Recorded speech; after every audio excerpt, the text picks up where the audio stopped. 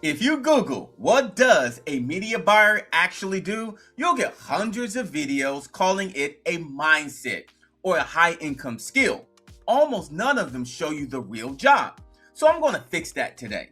I'm going to give you the honest definition of the role in 2026 and then show you the messy, unglamorous part that quietly gets most beginners in trouble.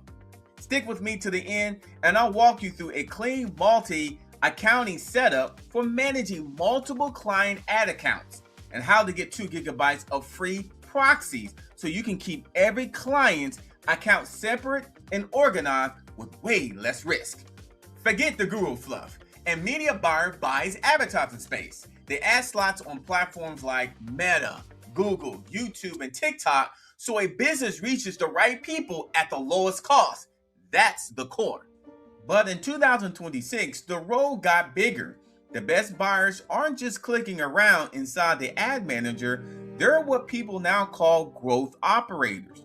They design ad experiments, lean on AI tools to pump out and test creative fast, and read the data across the whole funnel. The path a customer takes from seeing an ad to actually buying.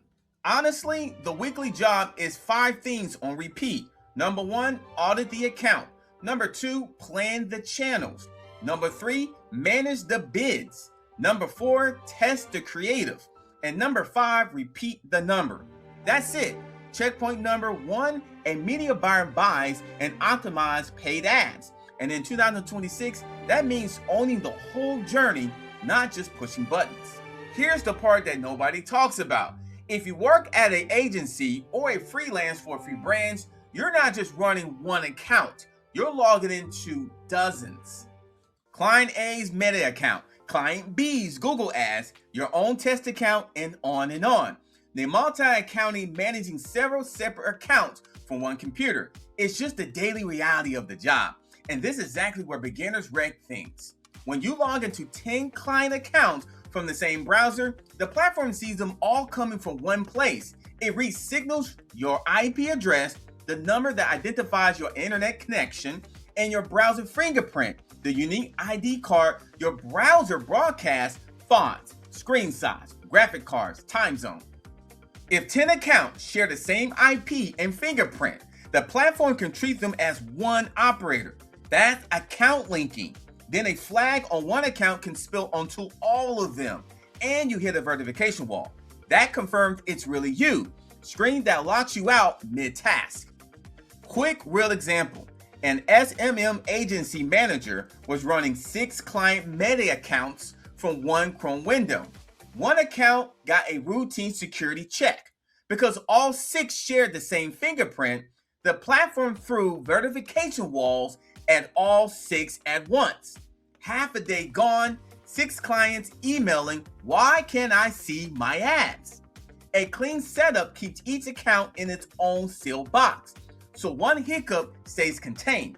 Checkpoint number 2, same browser plus same signals across many accounts equals the platform links them and one problem becomes everyone's problem. So how do pros handle it? An anti-detective browser. In plain words, it's a browser that runs many separate profiles.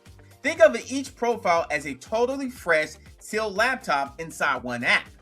Each profile gets its own cookies, its own fingerprint, and its own internet connection. So Client A's profile and Client B's profile look like 2 different people on 2 different machines. Nothing links between them. That internet connection comes from a proxy, basically borrowing someone else's connection, so your traffic looks like it's coming from their location. 3 kinds: data center, fast and cheap, but easy to spot as not a real home. Residential, a real home connection, looks the most human, costs more. Mobile, phone, network IP, most trusted, prices. For real client accounts, residential is a sweet spot. Quick note, you can use any anti-detective browser you want. I'm using GoLogin because the proxy setup is generally beginner proof. Before you log into anything, you verify. Open a new tab and go to iphay.com, a free page that shows exactly what websites see when you visit.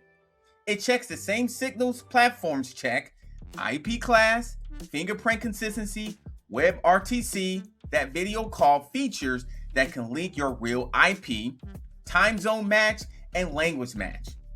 When it's clean, you'll see a big green trustworthy at the top with the green check marks down the list. That green is your go signal. Checkpoint number 3. Anti-detected browser equals a sealed profile per client. Proxy equals a clean location for each. IP hey equals your green light before you log in. All right, let me show you exactly how to set this up and go log in. After you sign in, you'll land on the profile screen, the main page, a list of profiles. It's empty when you start. Top right corner, click the orange Click Profile button. A panel slides in from the right. At the top, type a name you'll recognize, like Client A Meta. Scroll to the proxy section. You'll see a drop down that says No Proxy.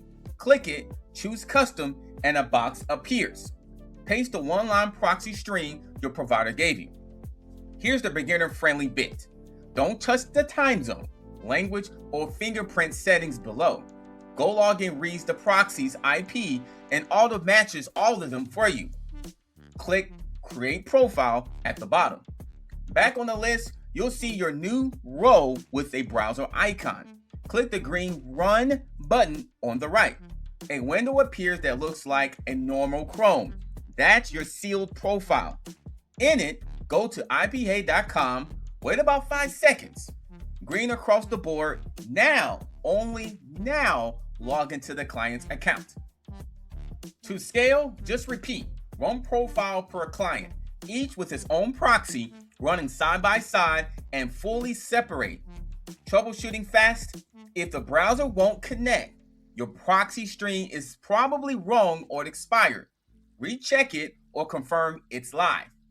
If IP hey flags WebRTC or a time zone mismatch, open the profile's 3-dot menu.